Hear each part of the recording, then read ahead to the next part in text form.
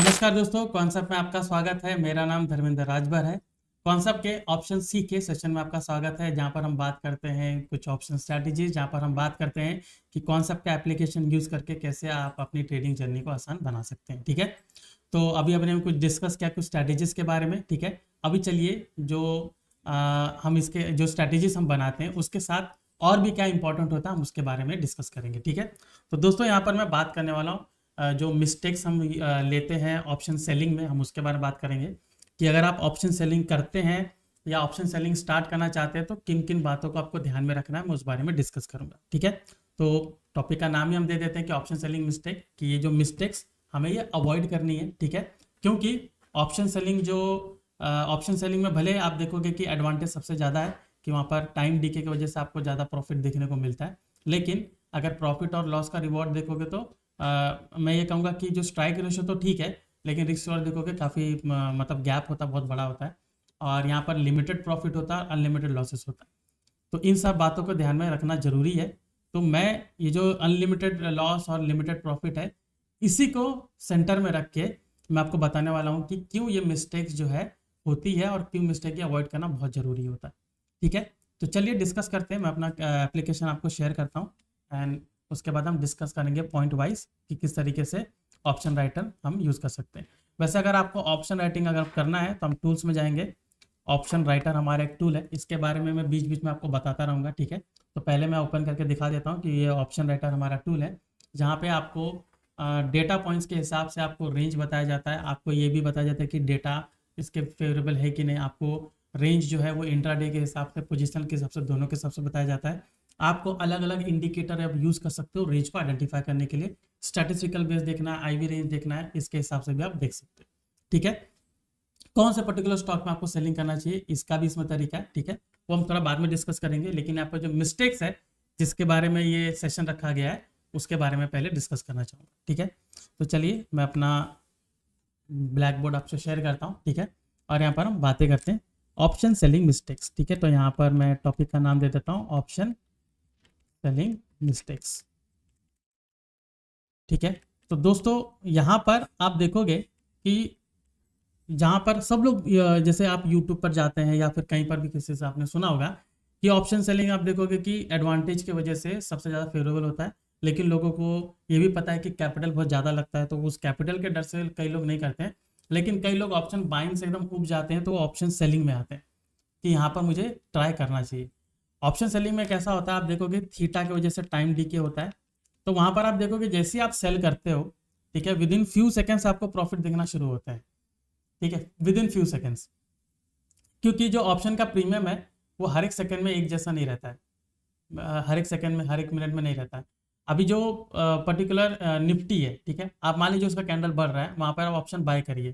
ठीक है, आप देखोगे उसका प्रीमियम सेम नहीं रहेगा अगले कुछ पल में। ठीक है, तो ये जो थीटा काम करता रहता है, इसके वजह से आप देखोगे वहाँ पर जो राइटर्स होते हैं उनको प्रॉफिट मिलता है कि इसका जो प्रीमियम है अभी अगर मान लीजिए 100 रुपया है, तो कुछ मिनट बाद वो 98, 95, 90 तक दिखना शुरू हो जाएगा, और एक्सपायरी के दिन तो और भी नीचे आएगा, तो ये 80 भी आपको दिखना शुरू हो जाता है।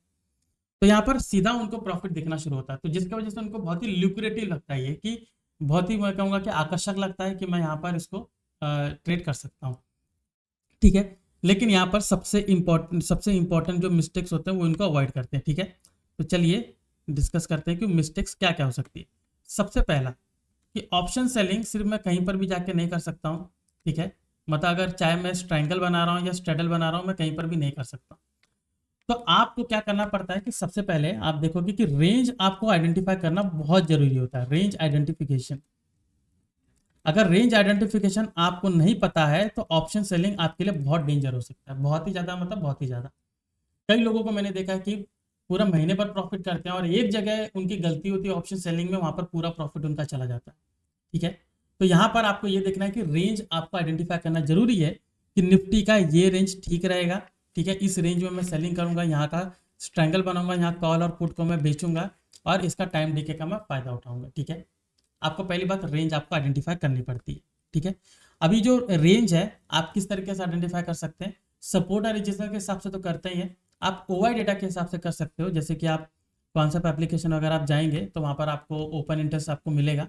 ठीक है, आप ट्रैक में आप जाइए, ट्रैक में जाके ओपन इंटरेस्ट सेलेक्ट करते हैं, ठीक है। यहाँ पर एक्सपायरी सेलेक्ट कीजिए, अभी मैंने 27 फरवरी का एक्सपायरी सेलेक्ट किया है।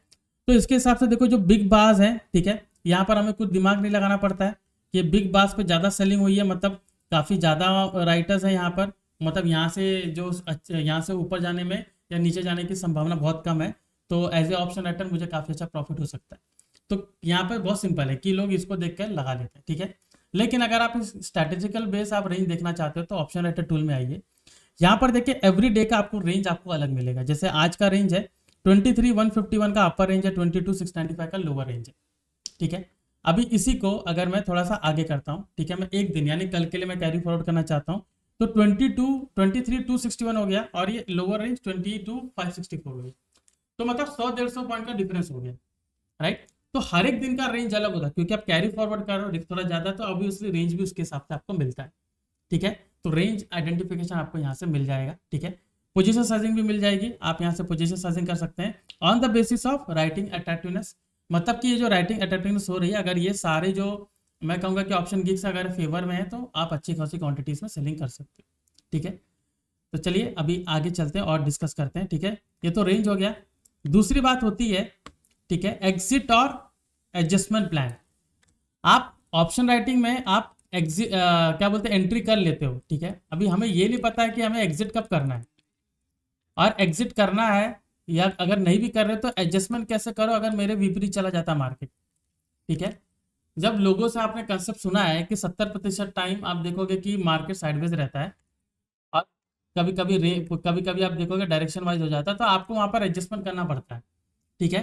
तो ये एडजस्टमेंट किसके बेसिस पर होता है? ये एडजस्टमेंट प्रीमियम के बेसिस पर होता है, ठीक है, डेल्टा के हिसाब से होता है, ठीक है, दोनों के हिसाब से एडजस्टमेंट होता है। तो ये देखना हमें जरूरी है, हमें एग्जिट पता होना चाहिए। अभी एग्जिट आपका कैसे पता होगा? जाहिर सी बात है, आप प्रॉफिट फैक्टर देखोगे कि मुझे इतना प्रॉफिट तो मिल जाना चाहिए, मुझे 1% 2% तो मिल जाना चाहिए। अभी ऑप्शन राइटिंग है, जाहिर सी बात है आप 10% तो जा नहीं सकते, 1-2% में आपको संतोष करना पड़ेगा, ठीक है। लेकिन महीने भर में अगर आपको 4-5% भी अर्न हो गया, 4-5 ट्रेड लेके, तो बहुत हो गया ये, करेक्ट। तो अभी हम चलते हैं और आपको दिखाता हूँ कि जो एग्जिट है, अगर मैंने कोई यहाँ पर स्ट्रैटेजी बनाई, ठीक है, मान लीजिए कि मैंने ये स्ट्रैटेजी यहाँ पर बना रहा हूँ। अभी स्ट्रैटेजी बनाने के लिए मान लीजिए मैंने ऑप्शन आर्किटेक्ट ओपन किया और निफ्टी में मैं यहाँ पर ऑसिलेट में कर रहा हूँ, और मान लीजिए यहाँ पर मैंने शॉर्ट स्ट्रैडल मैंने किया हुआ है, ठीक है, सेल कर रहा हूँ।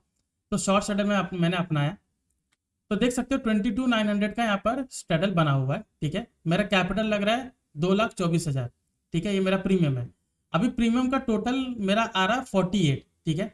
जाहिर सी बात है ये प्रीमियम कम होना चाहिए, जो स्प्रेड यहाँ पर दिया कम होना चाहिए। तो ये जो स्प्रेड देखकर आप अपना स्टॉप लॉस सब लगा सकते हो कि 48 है, अगर यहाँ पे 28 आता मतलब मुझे 20 पॉइंट में मुझे 1,500 रुपये मिल रहे हैं, तो जो 1,500 रुपये मिल रहे हैं, अगर मान लीजिए 30 आता है तो वही आपको 2,000 हो जाएगा। तो 2.25 लाख आपका लगा हुआ है, आपको वहाँ पर 2-2,500 रुपये मिल रहे हैं, हो गया आपका 1%। तो वहाँ पर हमें एग्जिट स्ट्रैटेजी बनानी चाहिए कि हम यहाँ पर एग्जिट कर लें, ठीक है। उसी के साथ स्टॉप लॉस भी देखना चाहिए, ठीक है, कि स्प्रेड 46 है, अगर मैं 20-30 पॉइंट में नीचे ले रहा हूँ तो मैं ऊपर मैक्स टू मैक्स में 1% ऊपर ही मैं वहाँ पर एग्जिट करना चाहिए, ठीक है, ये मेरे दिमाग में रहना चाहिए। तो यहाँ से आप स्टॉप लॉस देख सकते हो, ठीक है। कई लोग सोचते हैं कि चलिए रेंज के बाहर जाएगा तब मैं एग्जिट करता हूँ, तो वो मैं कहूँगा कि सही भी है गलत भी है, ठीक है। लेकिन अगर आप बिगनर्स हैं तो उसके हिसाब से मत जाइए, आप अगर ये स्प्रेड के हिसाब से जाएंगे तो आप ज़्यादा फायदेमंद रहेंगे, क्योंकि ये आपको एक सटीक मैं कहूँगा कि अनुमान देता है कि कहाँ पर कितना मेरा लॉस हो सकता है। तो ये मेरे नज़र में रखना जरूरी है, ऑलराइट। तो ये बात हो गई हमारा एग्जिट का और बात हो गई हमारी एडजस्टमेंट का, ठीक है। तो हमने एग्जिट और एडजस्टमेंट देख लिए। अभी इसके बाद आता है सबसे इम्पॉर्टेंट, ठीक है, इन सब में, वो है अदर्स ओपिनियन, ठीक है। ओपिनियन कई बार आप देखोगे हम अदर्स ओपिनियन लेते हैं विदाउट लर्निंग। अगर आप किसी और का ओपिनियन आप ले भी रहे तो आपको लर्न पहले करना जरूरी कि ओपिनियन किस बेसिस पर दिया है, ठीक है, इसके पीछे की कहानी क्या है, इसके पीछे की स्टोरी क्या, मतलब इसके पीछे का कंसेप्ट क्या है, राइट। अभी हम क्या करते हैं, हम ट्रेड ले लेते हैं, हम बोलते हैं कि ठीक है मार्केट नीचे जा रहा है, पूछेंगे और कितना गिरेगा, अब लोगों को लगता है कि नहीं और गिरेगा, तो हम दूसरे का ओपिनियन लेना शुरू करते हैं। हम जहां पर हम डाउटफुल होते हैं हम दूसरे का ओपिनियन लेना शुरू होते हैं, और हम भूल जाते हैं कि वो जो ओपिनियन दे रहे हैं वो किस बेसिस पर दे रहे हैं। पहले वो पूछ लीजिए आप, अगर वो आपको पता है वो कंसेप्ट की, ठीक है ये कंसेप्ट के ऊपर ऐसा काम करता है, तो ठीक है वो आप उसको फॉलो कर सकते हो, ठीक है। तो बहुत लोगों का ओपिनियन लेना भी आपके लिए बहुत डेंजर होता है, ओपिनियन हो गया, न्यूज़ हो गया, ठीक है। तो इन सब चीज़ को वेरीफाई करना जरूरी है। मैं ये नहीं कहूँगा कि ओपिनियन और न्यूज़ गलत होता है, ठीक है। बहुत बहुत सारी चीज़ें ओपिनियन न्यूज़ पर ही चलती है, क्योंकि उन्होंने भी कोई स्टडी किया है, ठीक है। ओपिनियन और न्यूज़ हमेशा स्टडी बेस्ड ही आती है, ठीक है। तो ये स्टडी आपको पूछना जरूरी कि किस बेसिस पर आपने दिया है। तो लोग बताते हैं, जो जेन्युइन है वो बताएंगे कि ये जो ओपिनियन मैंने रखा है कि मार्केट नीचे जा सकता है, ऊपर जा सकता है, इसके पीछे का क्या कारण, ठीक है। तो कारण को आपको देखना चाहिए। ऑलराइट, तो ये एक इंपॉर्टेंट चीज है। दूसरा आपका, सॉरी, फोर्थ वन आपका आता है ट्रेंड, ठीक है। Going against the trend is really bad decision, ठीक है। हम मार्केट रिवर्स नहीं कर सकते, ठीक है। हम मार्केट बिल्कुल रिवर्स नहीं कर सकते। तो अगर ट्रेंडिंग मार्केट है, पूरा डाउन साइड जा रहा है, अप साइड जा रहा है, और इसमें अगर आपने ट्रायंगल स्ट्रैडल आप कर रहे हो, तो आपको प्रॉफिट बहुत कम हो सकता है वो लॉस हो। आपको हेज करना बहुत जरूरी हो जाएगा, ठीक है। तो यहाँ पर आपको ये देखना बहुत जरूरी कि ट्रेंड के अगेंस्ट मत जाइए, जैसा ट्रेंड चल रहा है वैसा जाइए। अगर मार्केट पूरा डायरेक्शनल है तो डायरेक्शनल स्ट्रेटेजी बनाइए, ठीक है। डायरेक्शनल स्ट्रेटेजी बनाइए। स्प्रेड ही आप बना रहे, बुल कॉल स्प्रेड, बुलपुल स्प्रेड बनाइए, हेज करके जाइए, ठीक है। तब आप उसमें साइडवेज वाला नहीं ले सकते, राइट, साइडवेज वाला नहीं ले सकते। ये चीज जाना बहुत जरूरी है, ठीक है। तो ट्रेंड के अगेंस्ट मत जाइए, ऑलराइट। ट्रेंड के अगेंस्ट अगर आप जाएंगे तो आपको काफी दिक्कत हो सकती है। अभी यहाँ पर आपको आता है चौथा, ठीक है, सॉरी, ये चौथा था, पांचवा पांचवा होता है आईवी, इम्प्लाइड वोलेटिलिटी, ठीक है। बहुत ही ज्यादा इंपॉर्टेंट है, इसके बगैर ऑप्शन सेलिंग नहीं हो सकती है, ठीक है। जो लोग नहीं जानते हैं, ठीक है, उन लोग को समझने की जरूरत है। जो जानते हो उनको पता ही है कि आईवी के बगैर सेलिंग नहीं हो सकती है। आईवी अगर आपका ज़्यादा है, मैक्सिमम है, और आईवी आपका कम है, बहुत लो है, मिनिमम यहाँ पर मैं कहूँगा लो, और यहाँ पर मीडियन है, ठीक है। तो आईवी जब देखोगे मैक्सिमम होता है तो यहाँ पर मैं स्ट्रैटेजी में चेंज करता हूँ, ठीक है। आईवी के बिहार पे मैं स्ट्रैटेजी बदलता हूँ। आईवी डायरेक्शन नहीं बता रहा है, आईवी स्ट्रैटेजी होता है। डायरेक्शन भी बताता है, लेकिन वो डायरेक्शन बताने की प्रोबेबिलिटी कम है, ठीक है। सबसे ज़्यादा प्रोबेबिलिटी क्या है, डायरेक्ट रिलेशन इसका प्रीमियम से, तो प्रीमियम बताता है आपका। मैक्स आईवी में आपका प्रीमियम बहुत ज़्यादा होता है, तो यहाँ पर मैं स्ट्रैंगल करूँगा, ठीक है। और लो आईवी में क्या होगा, आपका प्रीमियम बढ़ेगा ही नहीं, साइडवेज होगा तो प्रीमियम पूरा गिरेगा, तो यहाँ पर मैं स्ट्रैडल करूँगा, ठीक है। यहाँ पर मैं स्ट्रैडल करूँगा। याद रखिए, लो आईवी एक दो दिन चलती है तो कई बार हम इसको कैरी फॉरवर्ड भी कर सकते हैं, लेकिन आप देखोगे कि कई बार ये इंट्राडे में बहुत अच्छा रिटर्न दे देती है, ठीक है। तो जब आईवी बहुत नीचे होता है तो उसके हिसाब से स्ट्रैडल करिए, ठीक है। जैसे कि आपको दिखा देते हैं, ट्रैक में हम जाएंगे, स्ट्रैडल स्ट्रैंगल चार्ट में यहाँ पर लगाता हूँ, और अपन निफ्टी का हमने लगाया हुआ, ठीक है। देख सकते हो 1 मिनट का टाइम फ्रेम है। आज 20 तारीख है, 9:30 बजे देखिए, जो 22,900 का कॉल और पुट है, दोनों दोनों का प्रीमियम देखिए कितना था। कंबाइन प्रीमियम 126 है, अभी कितना चल रहा है, 45, ठीक है। नियरली आप देखो 80 पॉइंट्स दिया है इसने। तो जो 80 पॉइंट का जो प्रॉफिट है, ये पूरा मेरा नेकेड प्रॉफिट है। तो 80 इंटू अगर मैं 75 लॉट करूंगा, तो आप देख सकते हो कि इजिली इसने मुझे यहाँ पर 6,000 रुपये इसने दिए, ठीक है। मेरा कैपिटल इसमें कितना इन्वॉल्व होगा, आपने देखा वहां पर 2.5 लाख 2.25 लाख के आसपास हुआ है। तो मुझे ये 1% से ज़्यादा दिया है इसने, नियरली 3% दे दिया है, फेयर इनफ। अगर मैं एक एक्सपायरी में, जब आईवी बहुत गिरी होती है, यहाँ पर मैं 2-3% अगर कमा रहा हूँ, तो हर एक एक्सपायरी में मैं कर सकता हूँ, लेकिन हर एक एक्सपायरी में ऐसा नहीं हो सकता, ये भी ध्यान में रखिए, ठीक है। आपको वहाँ पर जरूर देखना है कि मार्केट थोड़ा साइडवेज होता है, मार्केट का आईवी गिरा होता है, तब स्ट्रैडल करना बहुत अच्छा होता है, ठीक है। वैसे एक्सपायरी के दिन जो लोग ज़्यादातर स्ट्रैडल ही करते हैं, क्योंकि उसका प्रीमियम बहुत तेजी से गिरता है, ठीक है। तो ये हो गया आईवी, ठीक है। अभी यहाँ पर ये आईवी का हमने देख लिया, ठीक है। अभी यहाँ पर हम आगे जाते हैं, ठीक है। लास्ट वाला टॉपिक हम कवर करते हैं, वो होता है इमोशनल अटैचमेंट। इमोशनल अटैचमेंट आप देखोगे खासकर लोग करते हैं, ठीक है। इमोशनल अटैचमेंट में क्या होता है, मार्केट गिर रहा है, नहीं यहाँ से बढ़ेगा, मार्केट यहाँ पर साइडवेज ही होगा, ठीक है। मेरा इमोशन के साथ जुड़ा है, मैं इतना लॉस नहीं लेके जाऊंगा, मुझे प्रॉफिट करके देगा। मैं हमेशा स्ट्रैटेजी में बैठा हूँ, ये स्ट्रैटेजी मुझे प्रॉफिट ही देती है, ऐसा हो नहीं सकता कि मुझे धोखा दे। मतलब ऐसा ऐसा एक इमोशंस आता है, ह्यूमन इमोशंस, ठीक है, जो कि बिल्कुल गलत है। मार्केट के साथ इमोशंस नहीं होना चाहिए, आपको मार्केट को फॉलो करना चाहिए। मार्केट अगर अपना ट्रेंड बदल रहा है, आप अपनी स्ट्रैटेजी बदलिए। मार्केट अपना आईवी चेंज कर रहा है, आप आईवी के हिसाब से स्ट्रैटेजी बदलिए। मार्केट रेंज बदल रहा है, आप रेंज बदलिए, उसके हिसाब से कॉल और पुट को चेंज करिए, उसके हिसाब से एडजस्टमेंट करिए, ठीक है। तो इमोशन अटैचमेंट इमोशन अटैचमेंट को डिटैच करना बहुत जरूरी है, ठीक है। क्योंकि अगर आप उसको एक साथ लेकर चलते हो तो आप इसमें लॉस काफी ज्यादा कर सकते हो, क्योंकि इमोशन से ट्रेडिंग नहीं होती है, डेटा से ट्रेडिंग होती है, टेक्निकल्स के आपके समझदारी पर ट्रेड होती है, ठीक है। तो इसमें इमोशन लेस होकर ट्रेड करिए, ठीक है। आपको लॉस हो रहा है, लॉस बुक करिए, दूसरा ट्रेड लीजिए, उसमें आपका प्रॉफिट हो सकता है। लेकिन सिर्फ अगर इस इमोशन से चलेंगे कि नहीं, यहाँ पर मार्केट यहाँ से ऊपर ही जाता है, यहाँ से नीचे जाता है, ये स्ट्रैटेजी मेरे लिए हमेशा काम करती है, आज नहीं काम करेगी। देखिए सभी स्ट्रैटेजी का स्ट्राइक रेशो 70-80 होता ही है, ठीक है। तो उस हिसाब से चलिए, जब लॉस दे रहे तो लॉस बुक करिए, प्रॉफिट दे रहा तो प्रॉफिट बुक करिए, ठीक है।